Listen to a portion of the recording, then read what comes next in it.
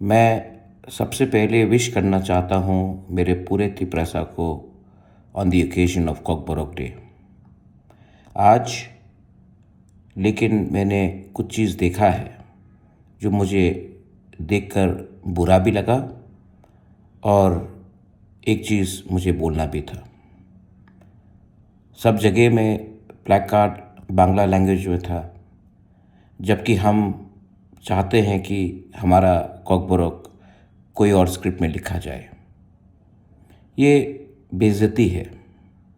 उसके बाद जब हमारे स्टूडेंट्स ने प्रोटेस्ट करने की कोशिश की तो उनको पुलिस ने डिटेन किया। दुख लगता है कि आज खुलेआम गुंडे स्मगलर्स घूम रहे हैं और स्टूडेंट्स जो अपने अधिकार के लिए बात करते हैं उनको पुलिस डिटेन करता है। मैं चाहता हूं कि त्रिपुरा में हर भाषा फ्लरिश करे। बंगाली हो, मोग हो, चाकमा हो, मिज़ो हो, हालाम लैंग्वेजेस हो, काउप्रू हो, कॉकबोरोक हो।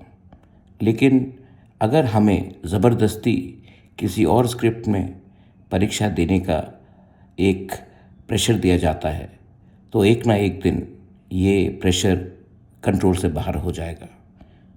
मैं चाहता हूं कि तिप्रासा लोग समझें कि अगर हम लोग ज़िंदगी में आगे बढ़ना चाहते हैं तो हमें अपना अधिकार मिलना पड़ेगा।